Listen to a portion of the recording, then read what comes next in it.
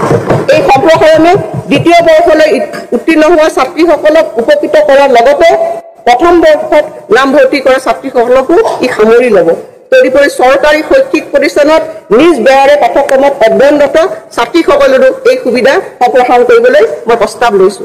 প্ৰত্যক্ষ লাভালাভ হস্তান্তৰ ডিবিটিৰ জৰিয়তে ছাত্ৰীসকলক এই লাভালাভ সঠিক সময়ত মুকলি কৰি দিয়াটো নিশ্চিত কৰিবলৈ মই 2025-26 বিত্তীয় বৰ্ষত 391 কোটি টকা আবণ্টন কৰিছো। বিদ্যালয় প্ৰাদেশিকৰণ অধ্যক্ষ মহোদয়, মঞ্জুৰি নথকাৰ বাবে অসম শিক্ষকৰ সেৱাৰ প্ৰাদেশিকৰণ আৰু শিক্ষা প্ৰতিষ্ঠান পুনৰ গঠন আইন 2018 চনত হোৱা সংশোধনীৰ অধীনত প্ৰাদেশিকৰণ কৰিব নোৱাৰা 1 জানুৱাৰী 2006 বা তাৰ পূৰ্বে স্থাপিত শিক্ষা প্ৰতিষ্ঠানৰ প্ৰাদেশিকৰণৰ মই প্ৰস্তাৱ আগবঢ়াইছো। ইয়াৰ বাবে আপত্তিবিহীন প্ৰমাণপত্ৰ, অনুমতি, স্বীকৃতি, অন্তৰ্ভুক্তি, মঞ্জুৰি আৰু শিক্ষা অনুষ্ঠানখনৰ নামত 1 জানুৱাৰী 2006 বা তাৰ পূৰ্বে মাতি থকা বুলি উপযুক্ত কৰ্তৃপক্ষই দিয়া প্ৰমাণপত্ৰ গ্ৰহণ কৰাৰ বাবে মই প্ৰস্তাৱ দিলো। প্ৰাদেশিকৰণ প্ৰক্ৰিয়াৰ সময়ত শিক্ষানুষ্ঠান বাছনিৰ বাবে শৈক্ষিকভাৱে পিছপৰা খণ্ড আৰু ষষ্ঠ অনুসূচীৰ জিলাসমূহত কিছু যোগ্যতাৰ মাপকাঠি শিথিল কৰা হ'ব আৰু ইয়াৰ বাবে আইন প্ৰণয়ন কৰিবলৈ শিক্ষা বিভাগে প্ৰয়োজনীয় পদক্ষেপ গ্ৰহণ কৰিব।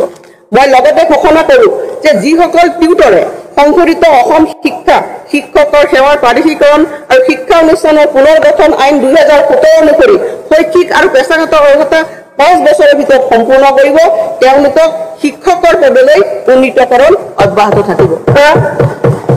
মুখ্যমন্ত্ৰীৰ জীৱন প্ৰেৰণা মহোদয়, যুৱ প্ৰজন্মক সমৰ্থ কৰাৰ প্ৰচেষ্টা অব্যাহত ৰাখি শিক্ষা সামৰি নিয়োগ বিচৰা স্নাতকসকলক সহায়ৰ বাবে আমি দায়বদ্ধ।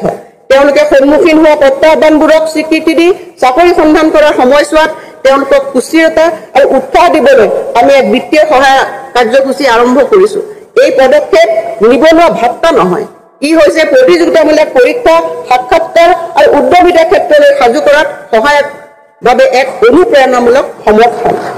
মই আনন্দৰে ঘোষণা কৰোঁ যে অসমৰ চৰকাৰী বিশ্ববিদ্যালয় মহাবিদ্যালয়ৰ পৰা 2025 চনত উত্তীৰ্ণ হোৱা স্নাতকলৈ এবছৰৰ বাবে প্ৰতি মাহে 2500 টকাকৈ মুখ্যমন্ত্ৰীৰ জীৱন প্ৰেৰণা অধীনত প্ৰদান কৰা হ'ব।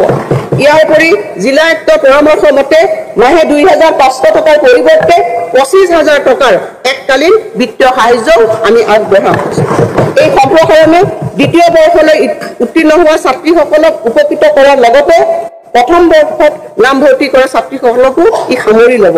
তদুপৰি চৰকাৰী শৈক্ষিক প্ৰতিষ্ঠানত নিজ ব্যয়েৰে পাঠ্যক্ৰমত অধ্যয়নৰত ছাত্ৰীসকলৰো এই সুবিধা সম্প্ৰসাৰণ কৰিবলৈ মই প্ৰস্তাৱ লৈছো। প্ৰত্যক্ষ লাভালাভ হস্তান্তৰ ডিবিটিৰ জৰিয়তে ছাত্ৰীসকলক এই লাভালাভ সঠিক সময়ত মুকলি কৰি দিয়াটো নিশ্চিত কৰিবলৈ মই 2025-26 বিত্তীয় বৰ্ষত 391 কোটি টকা আবণ্টন কৰিছো।